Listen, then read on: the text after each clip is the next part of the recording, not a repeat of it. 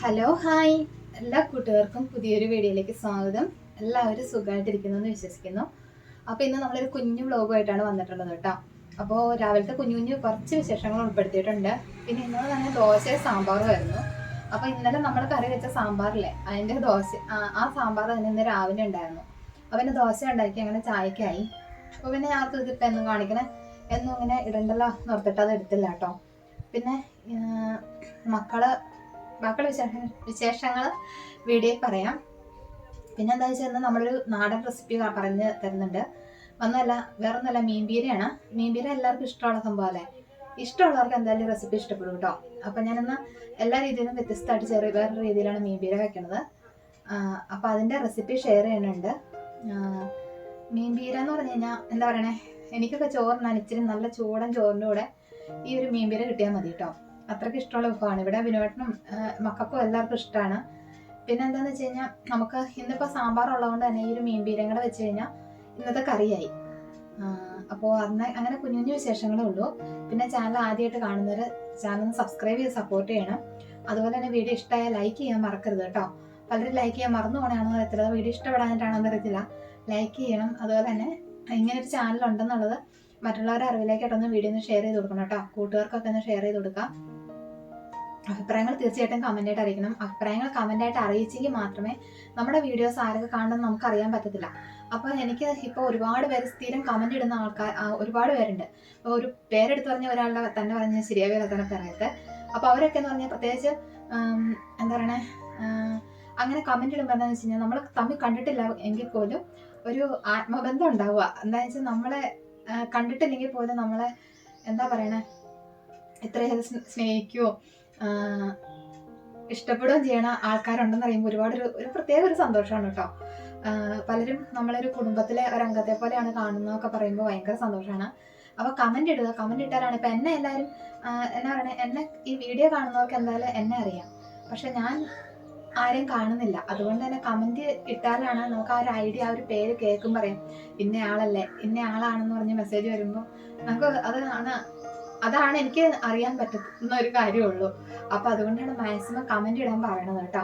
അപ്പോൾ കമൻ്റ് ഇടുന്ന ആൾക്കാർ ഒരുപാട് പേര് നമ്മളിങ്ങനെ നമുക്കൊരു ചേട്ടത്തി അല്ലെങ്കിൽ അനിയത്തി അല്ലെങ്കിൽ ഒരു അമ്മ എന്നുള്ള സ്ഥാനത്ത് ഒരുപാട് പേരുണ്ട്. അത് തന്നെയാണ് എൻ്റെ ഒരു ചാനലിൻ്റെ ഒരു ബെനിഫിറ്റ്സ് എന്ന് പറഞ്ഞാൽ തന്നെ. നമ്മളെ അറിയണ കുറച്ച് ആൾക്കാരുണ്ടാവുക എന്ന് പറയുന്നത് തന്നെ ഒരു വലിയൊരു സന്തോഷമല്ലേ. അതൊക്കെ ഉള്ളൂ ജീവിതത്തിൽ ചെറിയൊരു സന്തോഷം എന്ന് പറയാനായിട്ട്. അപ്പോൾ അതുകൊണ്ടാണ് കമൻ്റ് ഇടാൻ പറയുന്നത്. അപ്പോൾ ഞാൻ പറയണത് എന്തായാലും വ്യക്തമാകുമെന്ന് തോന്നുന്നു. അപ്പോൾ ഒരുപാടൊന്നും വലിച്ചു നേടണ്ട, നമുക്ക് വേഗം തന്നെ വീഡിയോയിലേക്ക് പോകാം. അപ്പോൾ രാവിലെ അച്ചുക്കുട്ടനും ധ്യാനോട്ടനും മത്സരിച്ച് നിന്ന് തല ചെയ്യുന്ന ഭാഗമാണ് കാണുന്നത് കേട്ടോ. അപ്പോൾ അച്ചുക്കുട്ടൻ ഇച്ചിരി ഒരു കലിപ്പിലാണ്. കാരണം പെൻസിൽ ഇല്ല, അവന് ചെറിയ പെൻസിലൊന്നും വേണ്ട, അവന് വലിയ പെൻസിൽ തന്നെ വേണം. അപ്പോൾ ആ പെൻസിൽ എനിക്ക് വാങ്ങിച്ചു തന്നില്ല എന്ന് പറഞ്ഞിട്ട് ഒരു ചെറിയൊരു ഇഷ്ടക്കുറവിലുണ്ട് കേട്ടോ. അപ്പോൾ അതുകൊണ്ട് തന്നെ റെഡി ആയിക്കോളാം, ഞാൻ തന്നെ റെഡി ആയിക്കോളാം എന്നൊക്കെ പറഞ്ഞ് വാശിക്ക് പോയി റെഡി ആവണ ഭാഗമാണ്.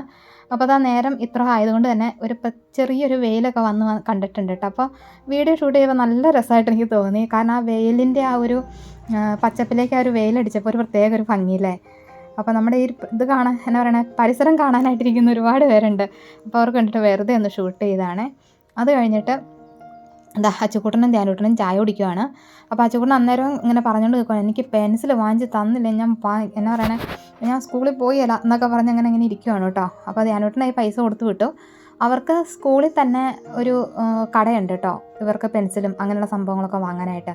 അപ്പോൾ നമ്മൾ അത്യാവശ്യം പൈസ കൊടുത്തു വിട്ട് കഴിഞ്ഞാൽ അവിടെ നിന്ന് വാങ്ങിക്കുക. അപ്പോൾ ധ്യാനൂട്ടനായി പൈസ കൊടുത്തു വിട്ടു.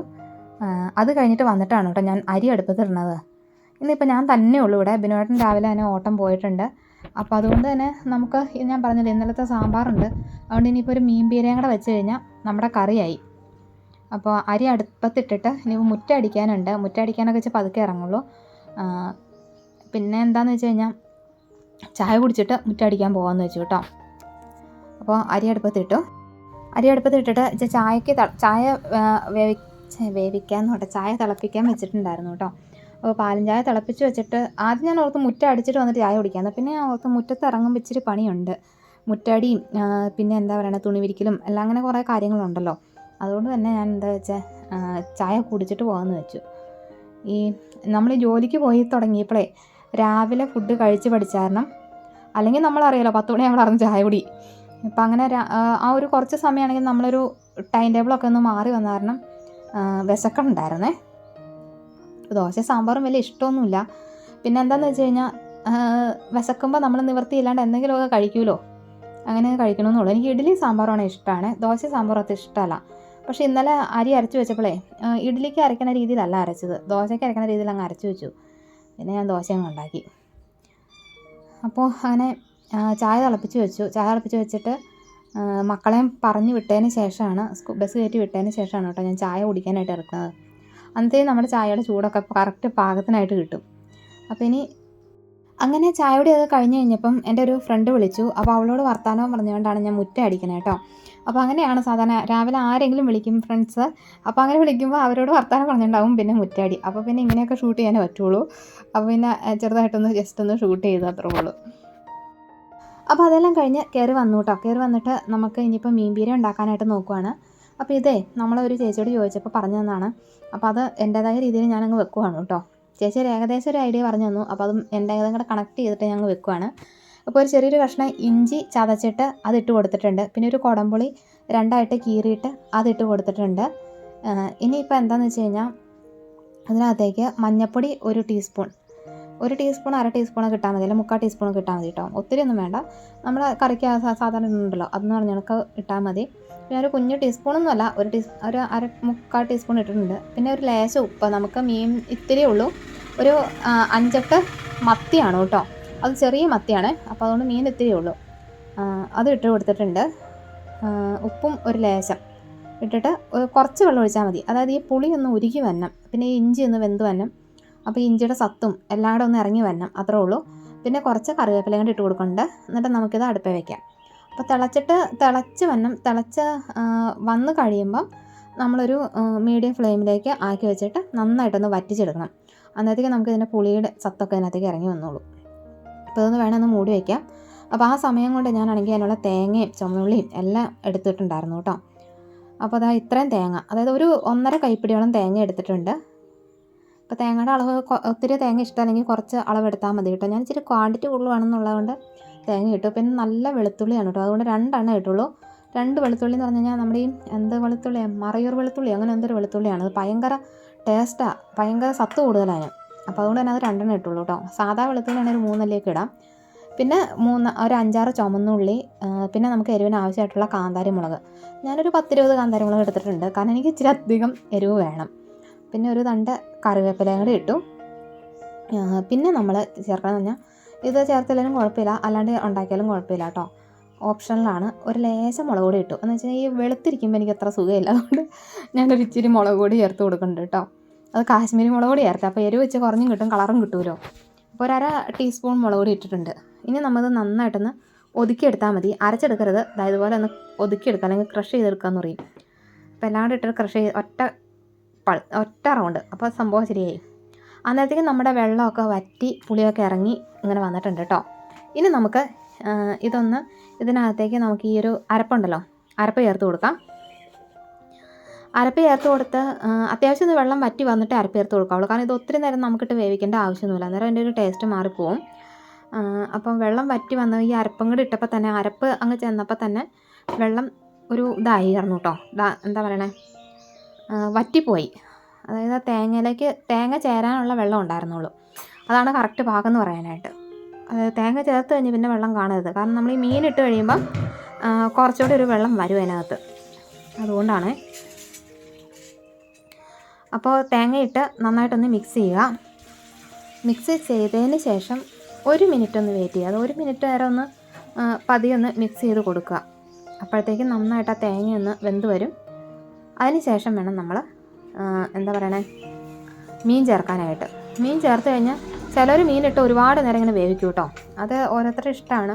പക്ഷേ ശരിക്കും പറഞ്ഞാൽ മീൻ എന്ന് പറഞ്ഞാൽ ഒത്തിരി വേവില്ല, നമ്മൾ ഇട്ട് കഴിഞ്ഞ് ഒരു 2-3 മിനിറ്റ് ആവും, ആവി കയറ്റി കഴിഞ്ഞാൽ സാധനം വെന്ത് കിട്ടും. ചിലർ ഒത്തിരി നേരമായിട്ട് വേവിക്കുന്നവരുണ്ട്, അത് ഓരോരുത്തരുടെ ഇഷ്ടമാണ്, അതെങ്ങനെയാണെന്ന് വെച്ചാൽ അങ്ങനെ ചെയ്തോളുക. അപ്പോൾ ഞാൻ എന്താണെന്ന് വെച്ച് കഴിഞ്ഞാൽ മീൻ ഇതുപോലെ ചെറുതായിട്ട് അരിഞ്ഞിട്ട് അത് ചേർത്ത് കൊടുക്കണ്ട്. ഞാൻ പറഞ്ഞില്ല ചെറിയ മത്തിയായിരുന്നു കേട്ടോ, അപ്പോൾ ഈ ഒരു വലിപ്പത്തിൽ ഞാൻ അരിഞ്ഞെടുത്തേക്കണേ, ഇച്ചിരി ചെറുതാക്കിയാലും കുഴപ്പമൊന്നുമില്ല. അപ്പോൾ ഒരു 6-7 മത്തി ഉണ്ടായിരുന്നു, അത്രേ ഉള്ളൂ.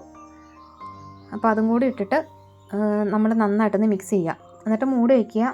മൂടി വെച്ചൊരു എന്താ പറയണേ, ഒരു 3 മിനിറ്റ് ഏറി പോയി കഴിഞ്ഞാൽ ഒരു 5 മിനിറ്റ് മൂടി വയ്ക്കുമ്പോഴത്തേനും ഇത് വെള്ളം വരും. വെള്ളം വരുമ്പോൾ 2 മിനിറ്റൊക്കെ മൂടി വയ്ക്കുമ്പോഴത്തേനും നമുക്ക് തുറക്കുമ്പോൾ ഇങ്ങനെ വെള്ളം വരും. വെള്ളം വരുമ്പോൾ ആ വെള്ളം വറ്റി പോകാനായിട്ട് മീനിൻ്റെ നിന്ന് ഇറങ്ങണ വെള്ളമാണ് കേട്ടോ അത്. ആ വെള്ളം ഒന്ന് വറ്റിക്കാൻ വേണ്ടിയിട്ടൊന്ന് തുറന്ന് വെച്ച് ഒരു 2 മിനിറ്റ് കൂടെ, മൊത്തം ഒരു 5 മിനിറ്റ് അടുപ്പ് വെച്ചാൽ മതി മീൻ ഇട്ട് കഴിഞ്ഞ്. അന്നേരത്തേക്കും നന്നായിട്ട് മീനും വെന്തിട്ടുണ്ടാവും, എല്ലാം വെന്തിട്ടുണ്ടാവും. അപ്പോൾ ഇന്ന് വേവട്ടെ കേട്ടോ. അപ്പോൾ ആ വെന്ത് കഴിഞ്ഞിട്ട് ഇനി നോക്കാം. അപ്പോൾ ഇടയ്ക്കൊന്ന് ഇളക്കി ഇട്ട് കൊടുക്കാൻ മറക്കരുത് കേട്ടോ. അപ്പോൾ ഞാൻ ഇടയ്ക്ക് തുറന്ന് വെച്ചിട്ടുണ്ടായിരുന്നു. അപ്പോൾ അതാ നമ്മുടെ മീൻ വെള്ളമൊക്കെ വറ്റി നന്നായിട്ട് വന്നിട്ടുണ്ട്. ഇനിയിപ്പം എന്താണെന്ന് വെച്ച് കഴിഞ്ഞാൽ ചട്ടിയാണ് ഓഫ് ചെയ്തിട്ട് വേണം നമ്മൾ പച്ച വെളിച്ചെണ്ണ ഒഴിച്ച് കൊടുക്കാൻ. അല്ലെങ്കിൽ ആ ചട്ടിക്ക് ആ പച്ച വെളിച്ചെണ്ണയുടെ ഒരു ഫ്ലേവർ പോവും. ചട്ടിയാകുമ്പോൾ അറിയാമല്ലോ, നമ്മൾ ഓഫ് ചെയ്താലും നമുക്കതിൻ്റെ ഒരു ചൂടിങ്ങനെ നിൽക്കും ചട്ടിക്കകത്ത്. അതുകൊണ്ട് തന്നെ ഓഫ് ചെയ്തിട്ട് പച്ച വെളിച്ചെണ്ണ ഒഴിച്ച് കൊടുക്കുക. അതിപ്പോൾ ഒരു 2 ടേബിൾ സ്പൂണൊക്കെ എണ്ണ ഒഴിച്ച് കൊടുക്കുക. എന്നിട്ട് അതൊന്ന് മിക്സ് ചെയ്ത് നമ്മുടെ എന്താ പറയണേ, മീൻപീര റെഡിയായി. വളരെ എളുപ്പമല്ലേ, പെട്ടെന്ന് തന്നെ പണിയും കഴിഞ്ഞു. നല്ല ടേസ്റ്റി ആയിട്ടുള്ള മീൻപീരയാണ് കേട്ടോ. ഞാൻ ഈ ഇടയൊക്കെ വെച്ചതിലൊക്കെ എനിക്ക് അത്യാവശ്യം ഇഷ്ടപ്പെട്ട ഒരു മീൻപീര ഇതാണ്. എന്നാൽ ഇഷ്ടം കൂടിയ ഒരു മീൻപീര എന്ന് പറയാം. അതായത് അതിൻ്റെ ഒരു എരിവും പുളിയും എല്ലാം പാകത്തിന് കിട്ടിയെന്നൊക്കെ പറയല്ലേ എന്ന് പറഞ്ഞ് നമുക്ക് ആയിട്ടുണ്ടായിരുന്നു. അപ്പോൾ ഇതാണ് നമ്മുടെ മീൻപീര കേട്ടോ. അപ്പോൾ ഞാൻ പറഞ്ഞില്ലേ, ചട്ടി ഓഫാക്കിയാലും പതിയൊരു ഇതുപോലെ തോന്നും, തള പോലെ. പക്ഷേ കുഴപ്പമൊന്നുമില്ല. ഇന്ന് നമ്മുടെ മീൻപീര ഇവിടെ റെഡി ആയിട്ടുണ്ട്. അപ്പോൾ വളരെ സിമ്പിളായിട്ട് മീൻപീര അങ്ങനെ റെഡിയാക്കി. ഇന്നത്തെ പണികൾ തീർന്നു. ഇനി എന്താണെന്ന് വെച്ച് കഴിഞ്ഞാൽ ഞാൻ വേറെ ചാനലിലും കൂടെ വീഡിയോ ഇടുന്നുണ്ട്. കാരണം ഇതിനകത്ത് മാത്രം നമ്മൾ ഇരുന്നാൽ നമ്മുടെ വരുമാനം കിട്ടിയില്ല. നമ്മുടെ അവസ്ഥ അങ്ങനെയാണ്. അതുകൊണ്ട് തന്നെ നമ്മൾ ഹാർഡ് വർക്ക് ചെയ്താലേ പറ്റുള്ളൂ. അതുകൊണ്ട് ഇന്നത്തെ വിശേഷങ്ങൾ ഞാനിവിടെ നിർത്തുവാണ്. നമുക്ക് നല്ല വിശേഷങ്ങളായിട്ട് കൂടുതൽ വീഡിയോസുമായിട്ട് കാണാം. അപ്പോൾ നല്ല വെയിൽ. ഇന്ന് വൈകുന്നേരം മഴയുണ്ടെന്ന് തോന്നുന്നു കേട്ടോ. പിന്നെ കുറച്ച് തുന്നണം. അങ്ങനെ കുറേ പരിപാടികളുണ്ട് കേട്ടോ. അപ്പോൾ ഇന്നത്തെ വീഡിയോ എല്ലാവർക്കും ഇഷ്ടമായെങ്കിൽ ലൈക്ക് ചെയ്യുക, അഭിപ്രായങ്ങൾ കമൻറ്റായിട്ട് അറിയിക്കുക, വീഡിയോ ഒന്ന് സബ്സ്ക്രൈബ് ചെയ്ത് സപ്പോർട്ട് ചെയ്യുക. അപ്പോൾ നമുക്ക് നല്ലൊരു വീഡിയോയുമായി കാണാം. താങ്ക്